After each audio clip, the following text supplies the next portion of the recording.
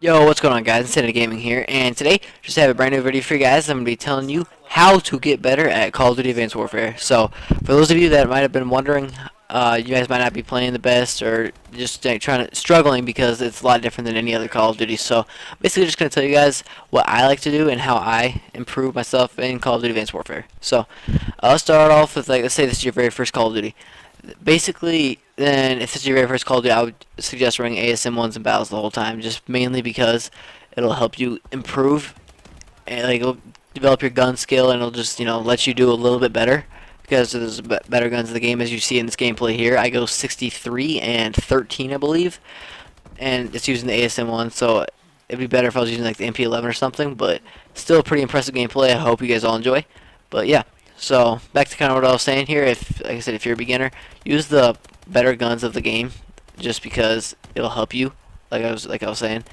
But if you're not a beginner and you're just still seeming to be struggling, then I got some tips for you guys. So you don't necessarily want to be rushing around a ton. Like, yes, it's a fast-paced Call of Duty, but what you do not want to do is just rush right into their spawn. You gotta play a little bit slower sometimes.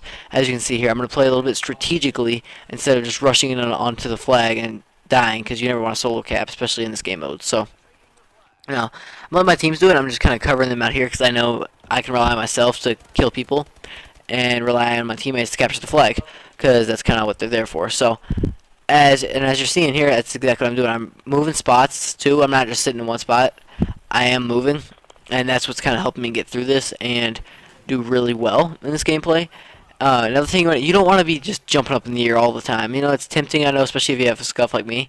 And you don't want to just be bunny hopping around the whole map, because that leads you to be being shot in the middle of the air because you have like no cover or anything like that. So, but on that note, with the exos, you have to use your exo. You have to know the abilities of your exo, and you have to know what you can do. And you have to know your ability yourself as abilities. You have to know what you can do with your exo, not just what your exo can do. So as you can see, I'm gonna be boosting forward or boosting around corners, or try just like there. I got back there so I could reload real quick, though I didn't risk myself getting shot, since I was actually going for a DNA bomb in this gameplay, to be completely honest, but I kept getting shut down. So, but as you can see, I'm just using my corners wisely, using my exo wisely. If I think I'm getting flanked around in the back, or like I said, right there's a grenade right there. See two of them, and I just boost around out of the way to kill them. So not to kill them, to get away from them and save my life. So you have to use your exo smartly and can't just be wild about everything. So that using your exo like I'm doing in this gameplay can really help you survive. And as long as you're just not being like dumb with your exosuit and boosting around straight up in the air like that guy right there. He's just sitting duck. You don't want to be doing that all the time. Like, that guy was smart getting over there like that, but just boosting straight up in the air all the time like that, that is not a good thing to be doing. So, next thing I have to say about getting better at this game is making smart classes. So, in this gameplay, I'm using a ASM-1 Magnitude, which is the marksman variant, so you get it by getting so many kills, I believe, with this gun. So, I'm running quick draw grip, foregrip, and advanced rifling. And that is what I believe to be the best class setup of the ASM-1. And you just have to kind of experiment what you want with the ASM-1, or even whatever gun you're using. And then look at that, I'm about to choke this right here. I kill that guy, and I try to come back there, and I think I'm going to get shot from the side because I get stuck. And I'm like, wait, I forgot. But yeah. So, and then you have to, with your exo movements, your exo abilities, and your grenades, you have to be wise with what you're using with those too. What I believe typically is overclock, so you can get back or get out of the way fast, and stun, so that way if something happens, you can hit your enemy with the stun. And actually, I'm gonna put in a clip somewhere in here real quick of me killing a guy with a stun grenade, so showing that you can even you can do that if they're weak enough too. So it is a good way to kill people. So I'll be right back. Actually, I can't find that clip. I must not have saved it on accident, so, oh, that's too bad. But yeah, so stuns are nice too, because if you have them weak enough, you can actually kill them with stuns. So you guys are going to see that in just a second, and that's really helpful. And so that's why I like to run stuns, because you can save yourself, and you can kill enemies if you use them right. So the next thing I believe that can help you get better at this game is gun skill, because with everybody boosting around like maniacs and little bunnies, you need to be able to be accurate with your guns in order to get the kills. Now, the quick kill time in this game is pretty quick, but well, it's not as quick as Ghost was, but it's still, so you still need some gun skill in order to get kills, especially with everybody boosted around like they are. So what I do to practice gun skill is to be completely honest, I put myself against rookie bots with like whatever amount of health that's over the normal, so like 200% or whatever you want. But if you put them over that amount of health, it'll on rookie, it'll recruit. Excuse me, it'll teach you to be more accurate and get bullets on target more than you typically will. So that'll help you because if they're on veteran, you won't be able to get any kills, but especially with that amount of health. But if you put them on recruit, they might kill you a few times every now and then, but because it's all that extra health, but it'll get you more precise aim, and that'll help you in the long run eventually. So basically, kind of what I do is I warm up about 5-10 minutes on that, and then that kind of typically gets my accuracy a little bit better. And you don't need to do it all the time, just like once a day or twice a day or whatever you feel like. And that helps a lot, it seems like. So another thing you can do to work on your accuracy is just kind of play team deathmatch. Just team deathmatch with like a slow firing gun like the HBR.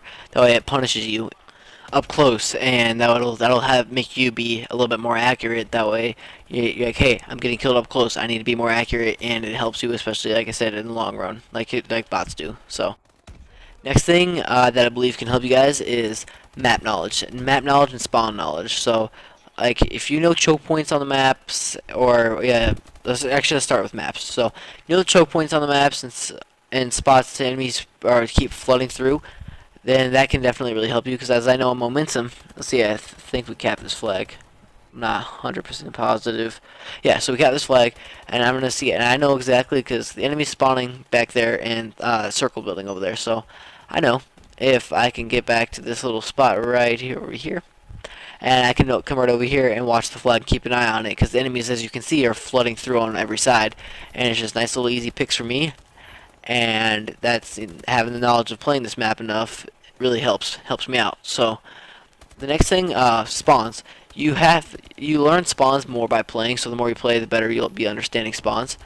And so that can really definitely help you, because I know the enemies keep spawning from that circle building over there, because all my teammates kind of stay over here near the circle, and they pan out some. So I know I won't be getting flanked that often. I just keep checking every now and then. But as you can see, I have knowledge of where the enemies are spawning, so that'll help me pretty much all this whole long game, because I can sit here and slay for my team, but they're not really hopping on the flag for some reason, even though I'm over here slaying for them, getting a ton of kills. But so I can, like I'm saying, that spawns and map knowledge really help, and you just gain those by playing longer. So you can't really do much to fix that. You just play and play until you finally start figuring things out, and as you can see here, you just start dominating. So another tip is don't run high kill streaks that you cannot consistently get. There's not a point in running a kill streak if you can use like a different creative class slot or something else that, or I guess not a different creative class slot, I mean that, but like if you can use it on like a secondary, if you like secondaries, or another perk, or another grenade or something like that. So don't what I've learned, I don't actually even typically run kill streaks that often, because I'd rather have more perks and grenades on with me. But if you do run kill streaks and you're not the best at this game, I recommend running a UAV, system hack, and anything else that's mildly low, like a care package or something like that. And I wouldn't put any attachments on those. Just keep it like that, because UAV, you'll get points for that system hack. That's not too terribly hard to earn, especially in domination. So I just kind of recommend using those if you do want to run kill streaks, and that could help you. Or if maybe you can run just a straight up UAV, that way you know where the enemies are, and you can kind of pick them off a little bit easier like that. So next thing I have is, it's still kind of rolling along with this creative class theme we have going on right now, but is your perks.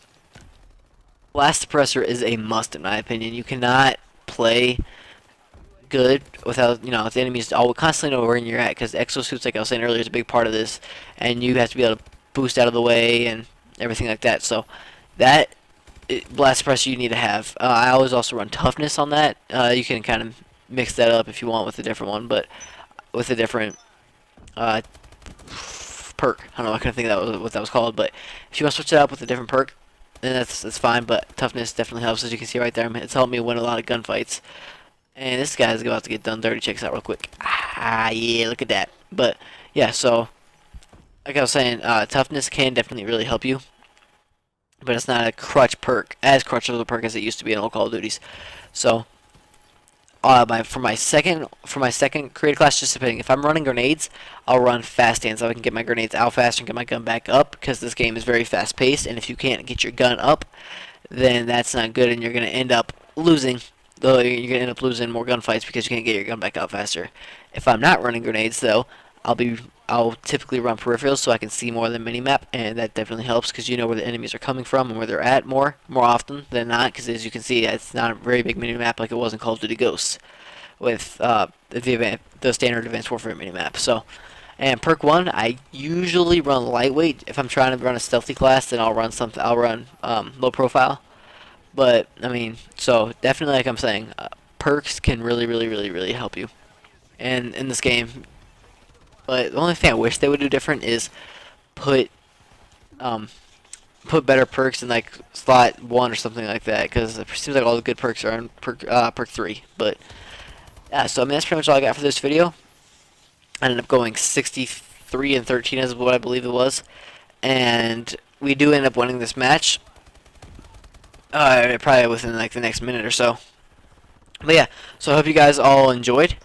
And if you did, go ahead and let me know down in the comments what you did enjoy about the video. And, you know, maybe I can keep on, you know, bringing better videos out for like that for you guys. If you didn't enjoy, please let me know down in the comments what you didn't like about the video so I can go ahead and fix that for later on for future reference. That way, like, you know, whatever you guys didn't like about it is fixed. So, I'm going to like kind of, there's not that much time left in the gameplay. So, as you guys see, we're going to end up pulling it out. But yeah, so if you guys enjoyed, I'm going to delay that real fast. But if you guys enjoyed, go ahead and let me know down in the comments and hit that thumbs up. If you're not a subscriber already, go ahead and hit that subscribe button. And as always, I hope you guys all have a wonderful day. Peace out, guys.